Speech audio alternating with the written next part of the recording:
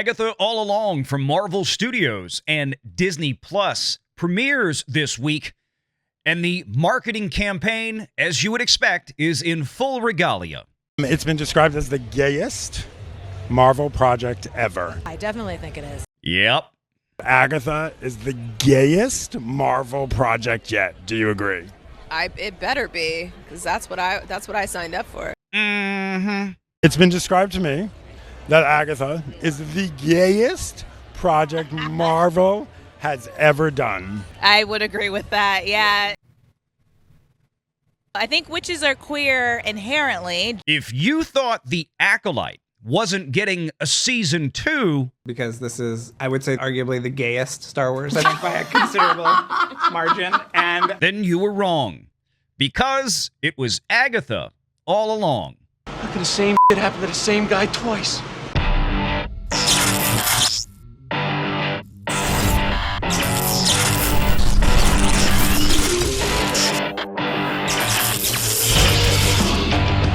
Renegade Online.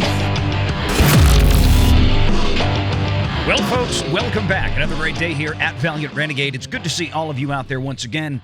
And if you are one of the many watching this video not yet subscribed to this channel, please take a moment and turn that little red subscribe button to gray. Hit that like button, hit that notification bell. Share this sucker out on the social medias. And of course, please do leave a comment before you head out the door today. Make sure to join us every Sunday and Wednesday afternoon at 6 p.m. Eastern right here for the live shows. Well, it's deja vu all over again.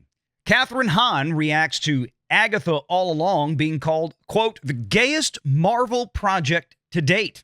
It's been described as the gayest Marvel project ever. Now, this was a show that was inexplicably announced a couple of years ago following WandaVision, the first of the Marvel series to hit Disney Plus. And WandaVision did fairly well in the ratings, although it wasn't anything that was a huge success.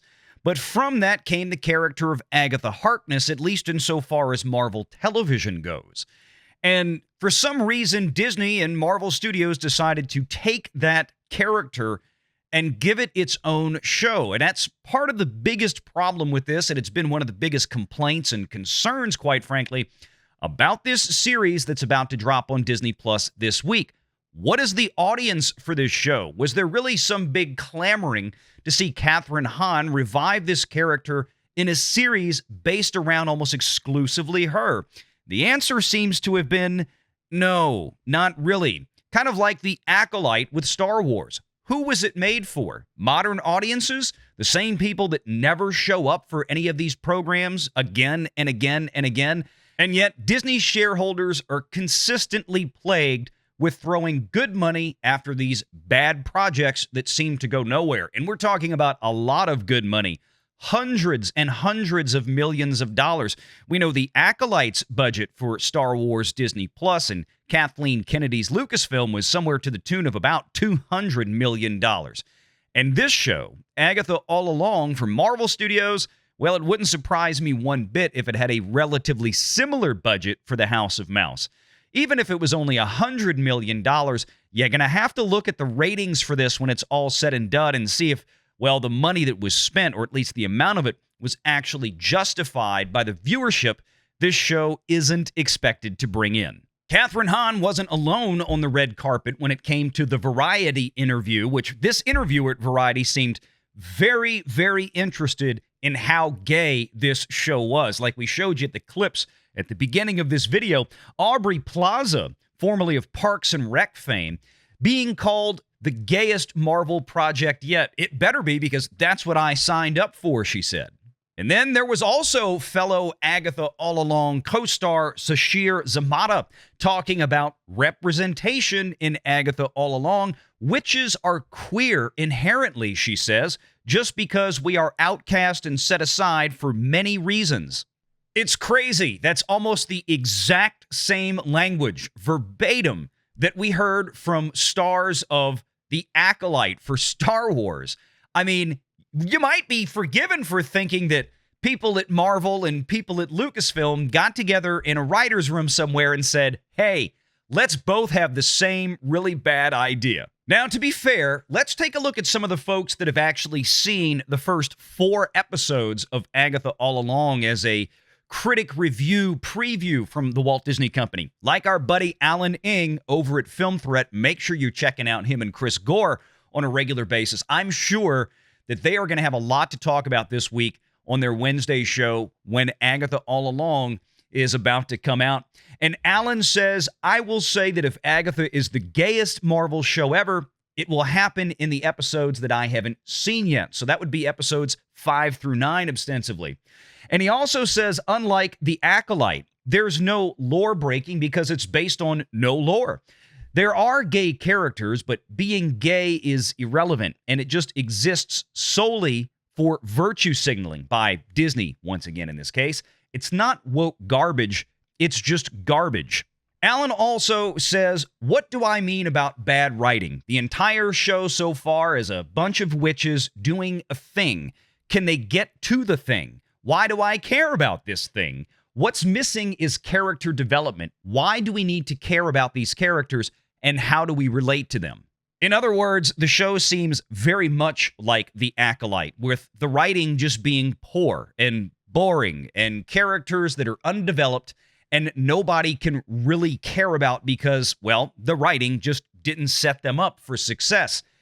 It just sounds like this is something that continuously plagues Disney, and some would suggest, and potentially could be correct in these assumptions, that the DEI narrative at Disney just continuously does not work. I find it funny that we had a video this morning talking about how Pixar recently had to abandon all of the quote-unquote woke stuff, or more specifically, really what it was abandoning this LGBTQ push, the narrative that they were putting into a lot of their general and children's programming. It wasn't successful with American audiences because people just read it as cheap virtue signaling and, frankly, something that they didn't want to introduce their children to. That's just kind of normally being a parent.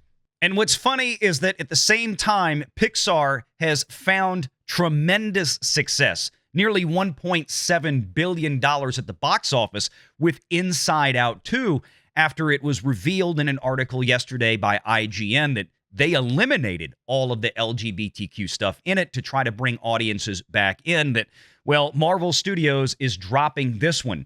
But again, I think Alan is probably right. The reason that people aren't going to watch this show is not because it's being billed necessarily as the gayest Marvel thing ever, although that marketing tactic is certainly not helping things. In fact, it's doing nothing more than to increase some of the ridicule, not about being gay, but about the stupid virtue signaling that Disney keeps injecting into things. But in this case, it seems like this show is going to fail because nobody cares about it. It's a show that nobody really asked for. It's just like The Acolyte. Disney tries to experiment with things, and in and of itself, there's nothing inherently wrong with that. But when you experiment with high-risk situations like this to where we don't know what kind of audience that we're going to have from a financial perspective, you had better set your budgets accordingly and hope it overperforms, and then maybe come back and think about a follow-up like a season 2 or 3. You still got a lot of Disney Star Wars shills out there clamoring for season 2 of The Acolyte. Well, it looks like they've got it here. More lesbian space witches, I guess, if that's what they're looking for. More underdeveloped characters, more bad writing, boring story, and something that is going to probably be completely forgotten within a couple of weeks after the show's season finale just before Halloween. It's honestly amazing to me that the Walt Disney Company can't get a grip on how they handle some of this marketing. And yes, I get it. This was just some dude over at Variety magazine that was so excited about how gay this show is going to be, at least insofar as he is asking the questions. But the actors could have just maybe deflected on some of that and just said, well, I mean, we have some representation in it, but it's a great show that we hope all of the fans out there of Marvel will really enjoy and give an honest shot. We think we did some great work, and we hope you love it. But once again, that's kind of not what we got here. We're leading with the aspect of the show that frankly shouldn't matter and is only going to cause a bunch of eye rolling out there. and frankly, just give people every reason to just skip watching it because it sounds like just more of the same. But let me know your thoughts in the comments below. Are you planning to watch Agatha all along? I mean, I might have to check it out of morbid curiosity, just like I did with The Acolyte, and who knows, maybe it'll be fun to pick on if the writing is really this terrible and the show is truly that boring. It honestly wouldn't surprise me at this point given Disney's recent track record. But I would suggest, if I may, and I would hope some folks on Wall Street might continue to suggest Disney, that take a lesson from Pete Docter, the head of Pixar, who realized we can't keep going down this road. My job and my ass are on the line, and maybe folks at Marvel and Lucasfilm ought to think about their job security down the road. Or maybe their jobs are just still going to be secure no matter what they do, but as of right now, certainly the financials and the revenues at the Walt Disney Company seem less and less secure by the day. Make sure you're subscribed to Valiant Renegade and join us every Sunday at 6 p.m. Eastern for the live show.